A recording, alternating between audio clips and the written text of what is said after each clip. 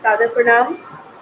बड़ी बिंदी साप्ताहिक लाइव की कड़ी संख्या 167 में आप सभी बड़ी बिंदियों का हार्दिक स्वागत है।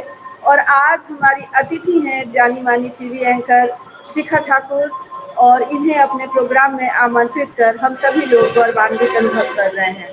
शिखा, आपका बड़ी बिंदी साप्ताहिक लाइव की कड़ी संख्या 167 में हार्दिक अभिनंदन है। बहुत बहुत शुक्रिया आपका। और मैं काफी गौरवान्वित महसूस कर रही हूँ कि मैं आज आपके इस बड़े से प्लेटफॉर्म का हिस्सा हूँ, और वो इसलिए भी क्योंकि जिस तरीके से महिलाओं को सशक्त करने का काम आपके द्वारा किया जा रहा है, आप कर रही हैं, वो ना केवल मुझे एक महिला के तौर पे, एक लड़की के तौर पे, बल्कि एक भारतीय होने के तौर पे भी बहुत गौरवान्वित महसूस कराता है, क्योंकि हम लगातार इसी विजन के साथ आगे बढ़ रहे हैं कि देश तरक्की करे और साथ में महिलाएं कैसे तरक्की करे। पूरा फोकस हम सभी का इस पर है। बहुत बहुत शुक्रिया मुझे यहाँ बुलाने के लिए। शिखा, यूं तो टीवी स्क्रीन पे हम लोग आपको देखते हैं, लेकिन आज आपके मुख से जानना चाहेंगे थोड़ा सा आपके बारे में, मुख्य रूप से बचपन से लेकर अभी तक की यात्रा के बारे में।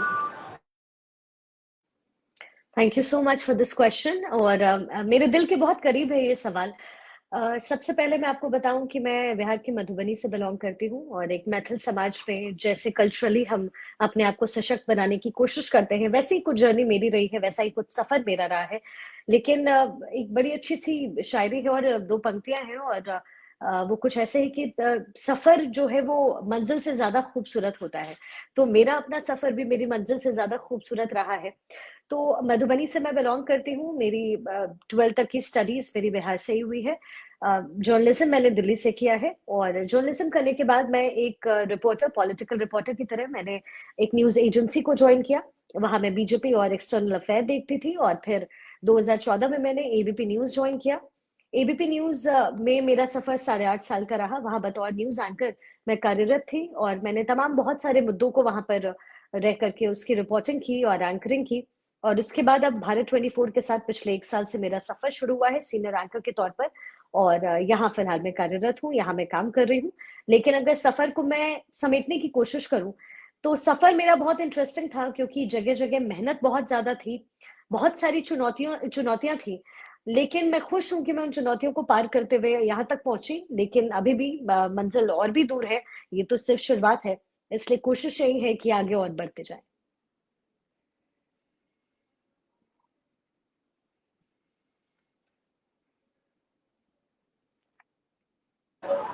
शिखा, मीडिया में आने का आपने कैसे सोचा?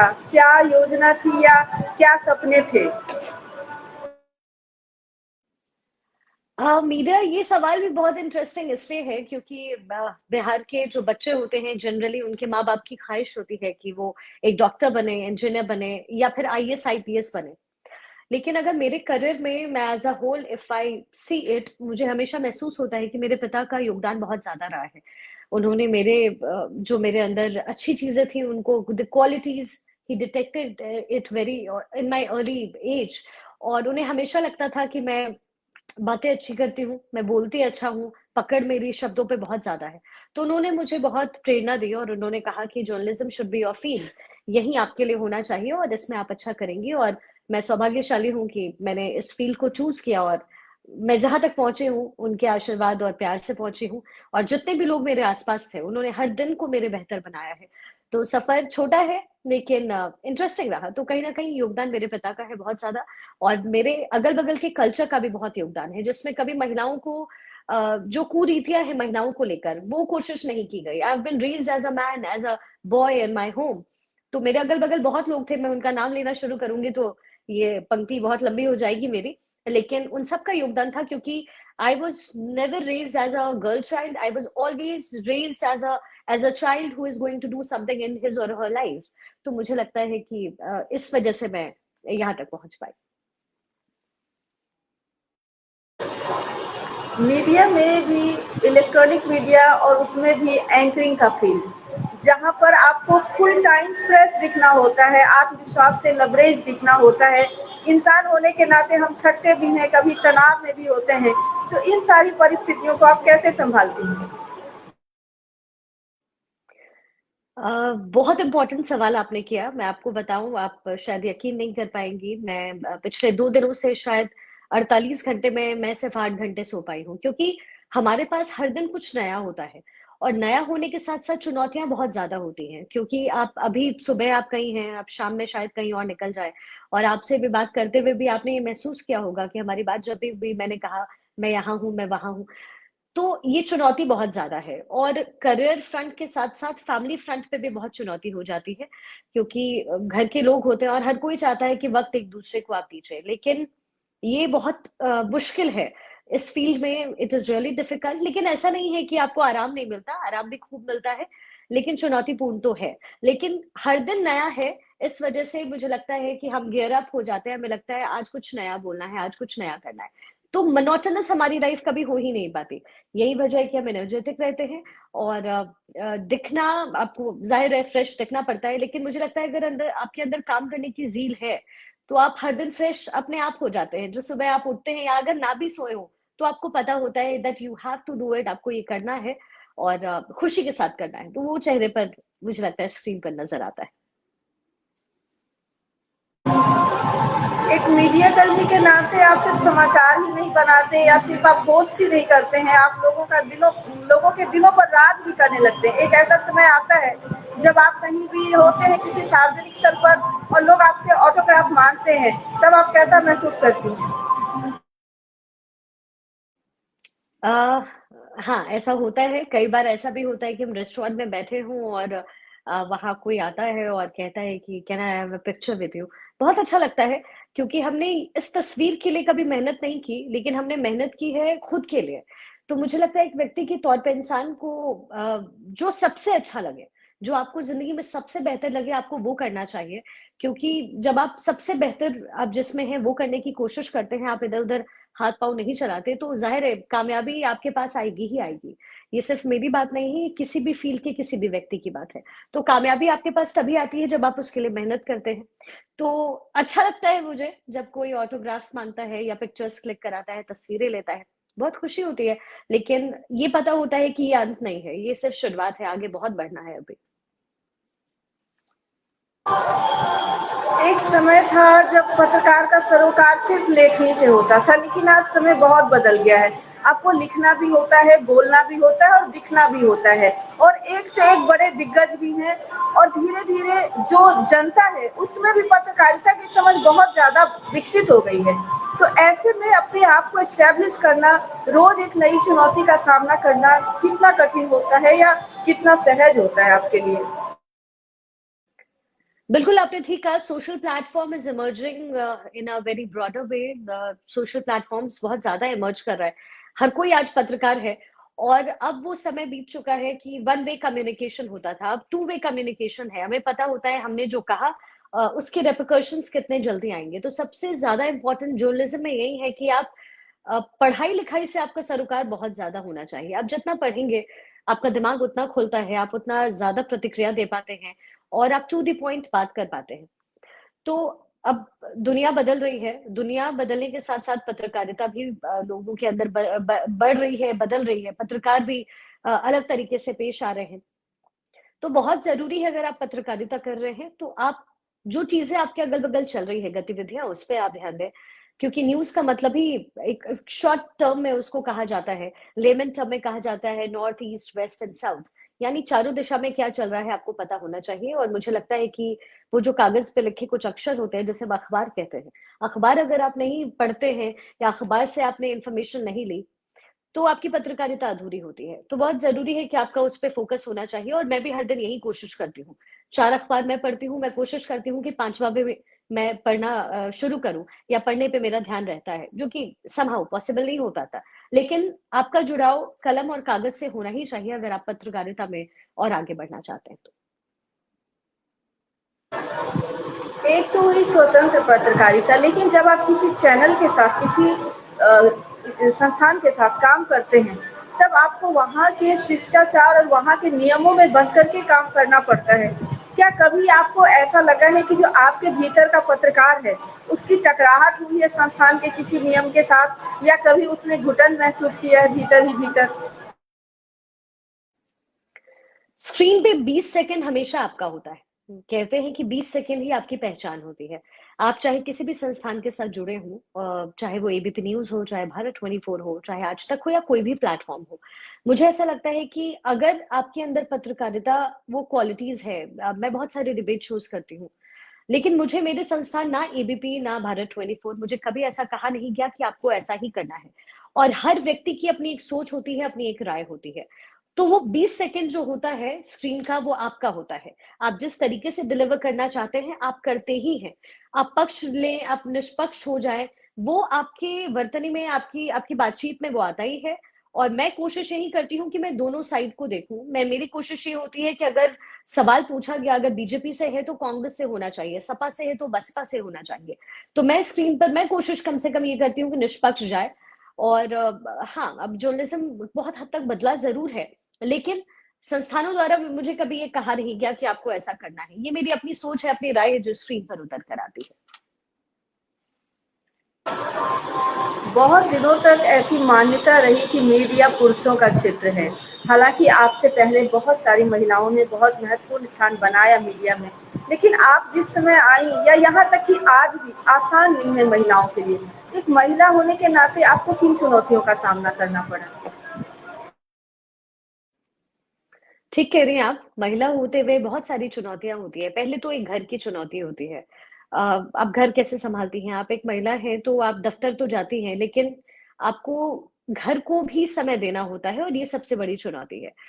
अगर आप इंडस्ट्री की बात करें, फ्रेटर्निटी की बात करें, तो फ्रेटर्निटी में कई तरह की चुनौतियां हैं जो महिलाओं को जिससे रूबरू होना पड़ता है। सबसे बड़ी चुनौती होती है इमेज की। मैं ये मानती हूँ कि अगर आप किसी के अंदर कुछ बदलाव नहीं कर पाते, या फिर आप किसी को रोक नहीं पाते, तो महिलाओं के साथ एक चीज हर एक क्षेत्र में होता है। आप असैसिनेशन शुरू कर देते हैं। आपको लगता है असैसिनेट कर दो, वो इंसान वहां रुक जाएगा। लेकिन मैं और मेरी जैसी महिलाएं, और जो मीडिया फील्ड में आना चाहती हैं, जो लड़कियां आना चाहती हैं, उनको मैं सिर्फ एक ही बात कहना चाहूंगी कि जब आप जिंदगी में कुछ कर गुजरते हैं, तो वो विरोधी जो आपके विरोध में होते हैं, जो विरोधी आपसे इतर बात करते हैं, आपके लिए बात करते हैं, वो सब कहीं ना कहीं पीछे हो जाते हैं। क्योंकि जरूरी ये है कि आप कितने खुश हैं। इसलिए चुनौतियां बहुत सारी हैं और सबके क्षेत्र में होती है। बट आपके लिए इम्पोर्टेंट ये है, आपके लिए महत्वपूर्ण ये है कि आप क्या मुकाम हासिल करना चाहते हैं।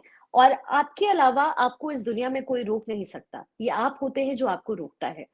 तो आप जिस भी मुकाम पर हैं, आप जिस भी क्षेत्र में काम कर रहे हैं, सुनना किसी की नहीं है। सिर्फ अपने मन की सुनिए, सिर्फ अपने दिल की सुनिए, और जो आपको ठीक लगे आप वो कीजिए।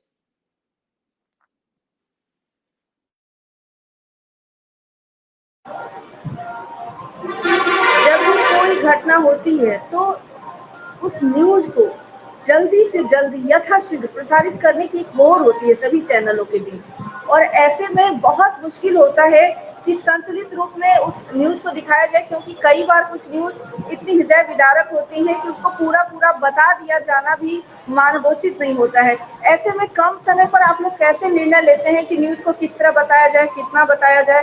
क्योंकि यदि न्यूज थोड़ा भी ज्यादा बता दिया जाए या जरूरत से ज्यादा बता दिया जाए, तो वो भी फिर एक हादसे जैसी स्थिति बनने लगती है, या वो एक आपके पत्रकारिता का जो दायित्व है उस पर संकट खड़ा करता है। तो इसको आप लोग कैसे संभालती हैं, कैसे मैनेज करती हैं?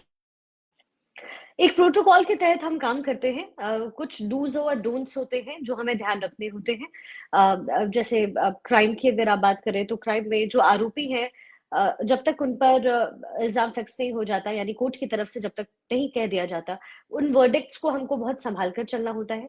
गलतियां हर किसी से होती है, ऐसा नहीं है कि गलतियां नहीं होती, हमसे भी होती है और सब सारे पत्रकारों से होती है, या किसी से भी जो स्क्रीन पर है उनसे होती है। लेकिन कुछ डूज और डोंट्स होते हैं जिसको हमको फॉलो करना होता है। और मुझे लगता है कि पिछले 10 साल के करियर में ये डूज एंड डोंट्स हमारे अंदर इतना ज्यादा आ गया है कि हम आमतौर पे भी उसको फॉलो करने लग जाते हैं, क्योंकि वो हमारे दिनचर्या का हिस्सा बन जाती है।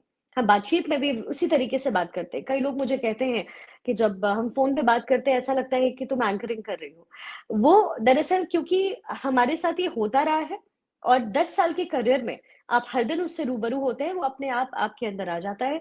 क्या चीजें ध्यान रखनी है, क्या नहीं क्रॉस करना है, कौन सी लिमिट है जहां पर बने रहना है, ये धीरे धीरे with the passing of time and with experience that comes to you, वो आपके पास अपने आप आ जाता है।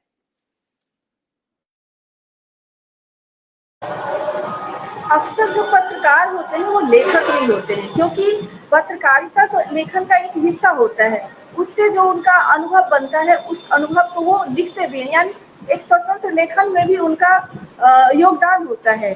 तो क्या आप भी पत्रकारिता के अतिरिक्त लिखती हैं? क्योंकि मुझे जहाँ तक जानकारी है आपका लेखन में भी हस्तक्षेप है और ठीक-ठाक हस्तक्षेप है। कविताओं का बहुत शौक रखती हूँ मैं। कविताएं, शेरो शायरी का बहुत ज्यादा शौक है मुझे। और मैं उसको ही पढ़ती हूँ क्योंकि उससे इधर बहुत ज्यादा वक्त मुझे मिल नहीं पाता। लिखा करती थी मैं पहले, क्योंकि मैंने अपने करियर की शुरुआत एक रिपोर्टर के तौर पे की और फिर मैं प्रोग्रामिंग का हिस्सा रही। प्रोग्रामिंग डिपार्टमेंट का हिस्सा रहने से ये चीज जरूर बदली और मुझे लगता है कि जितना काम मैंने इस इंडस्ट्री में 10 सालों में सीखा है, ये इंडस्ट्री मेरे लिए बना है, ये तो मुझे यकीन था हमेशा। लेकिन जितनी मेहनत मैंने की, और लिखने से लेकर, प्रोडक्शन से लेकर, रिपोर्टिंग से लेकर और एंकरिंग तक, मुझे लगता है कि ये कभी भी कम नहीं होता है। और शेरो शायरी और कविताओं का थोड़ा बहुत शौक है। दिनकर की कविताएं बहुत सुनती हूँ मैं, बहुत फॉलो करती हूँ और बहुत अच्छा लगता है। तो एक व्यक्ति के तौर पे मुझे लोग उस तरीके से भी पहचानते हैं कि मैं बहुत ही कविताओं को पसंद करती हूँ, शेरो शायरी करती हूँ, वैसे भी करती रहती हूँ शेरो शायरी। तो थोड़ा बहुत लिखने का शौक है, लेकिन अनफॉर्चुनेटली बहुत ज्यादा वक्त मिल नहीं पाता है। यदि इस समय आपके पास अपना लिखा हुआ कुछ उपलब्ध हो तो आप हम लोगों के लिए सुनाएंगी तो अच्छा लगेगा। अपना लिखा तो नहीं, लेकिन चूंकि दिनकर जी का मैंने नाम लिया और बिहार के भागलपुर से वो बिलोंग करते थे, उनकी रचित जो कविता है वो मैं आपको एक दो पंक्तियां सुना देती हूँ, बहुत पसंद है मुझे।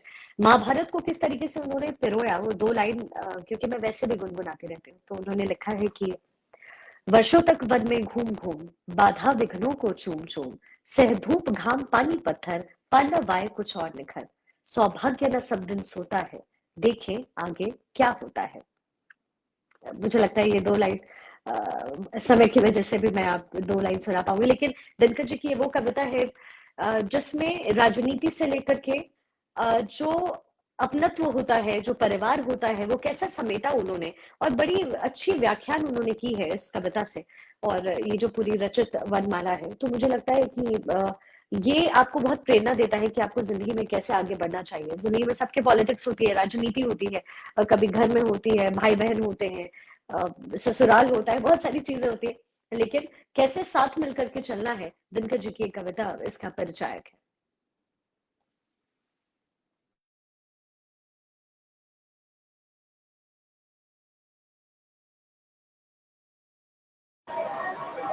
पत्रकारिता के क्षेत्र में वे कौन से पत्रकार हैं जिनसे आप प्रभावित हुई हो और जिनसे आपको लगता हो कि हाँ, इनसे मैं बहुत कुछ सीख भी सकती हूँ?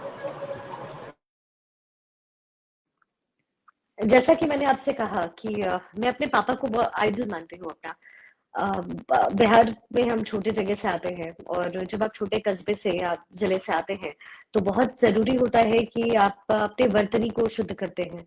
बहुत सारी चीजें ध्यान में रखनी होती है, स श ज ज, और अब तो नुक्ता भी, नुक्ते के भी शब्द हम इस्तेमाल करते हैं, खबरों का इस्तेमाल करते हैं। तो सबसे पहले तो पढ़ना होता है। लेकिन आपने इंटरेस्टिंग सवाल इसलिए मुझे ये लगा क्योंकि एक ही व्यक्ति है जिसे मैं फॉलो करना चाहती हूँ, और मुझे लगता है कि मैं करने की कोशिश भी करती हूँ। आज तक की एंकर है श्वेता सिंह, बिहार से ही बिलोंग करती हैं वो भी। बट श्वेता जी मुझे बहुत पसंद है, और मुझे उनके साथ काम करने का मौका भी इंडिया टुडे में मिला है। मैं थोड़े दिन के लिए इंडिया टुडे का भी हिस्सा रही हूँ। उनकी उनका जो बोलने का स्टाइल है, जो अंदाज है, जितने आराम से वो बोलती हैं, जिन शब्दों पे जैसा इम्पैक्ट होता है, मैंने हमेशा कोशिश की कि मैं श्वेता सिंह की तरह बनूं। बन पाऊंगी या नहीं ये तो नहीं पता, लेकिन कोशिश मेरी हमेशा रहती है, और मैं खुश हूँ कि मैंने सिर्फ एक सपने के तौर पर, एक फैन की तौर पे मैंने उनके साथ, मैंने उनको नहीं रखा। मुझे उनके साथ काम करने का मौका मिला, उनसे सीखने का मौका मिला, और उनके और मेरे संबंध आज भी बहुत अच्छे हैं।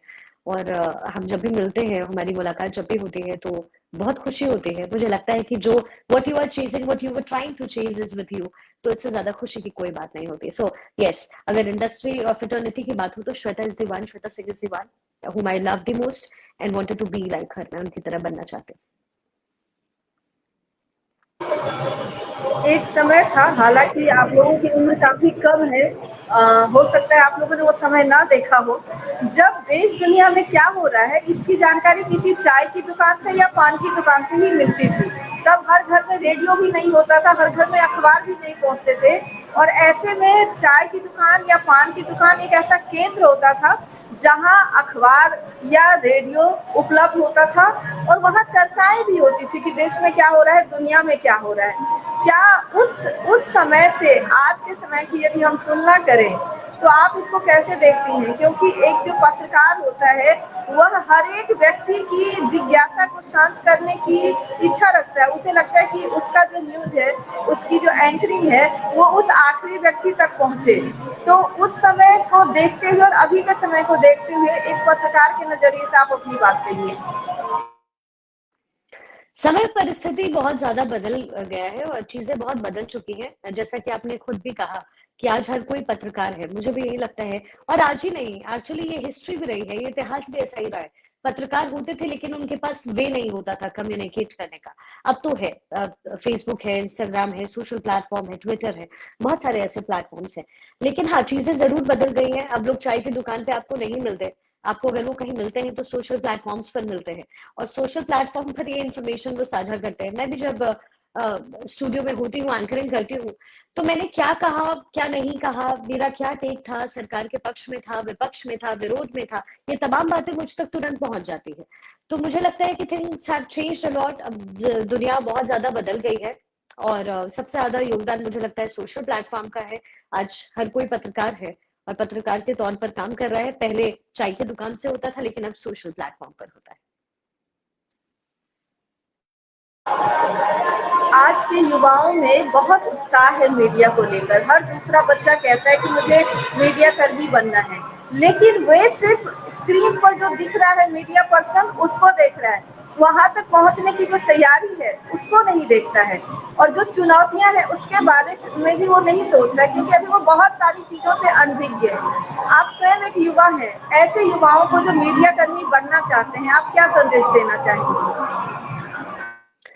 अंग्रेजी में एक कहावत है, everything everything that glitters are not gold. इस दुनिया में जो चीजें चमकती हुई दिखाई देती है, जो चमकीली चीजें होती हैं, वो सोना नहीं होती है।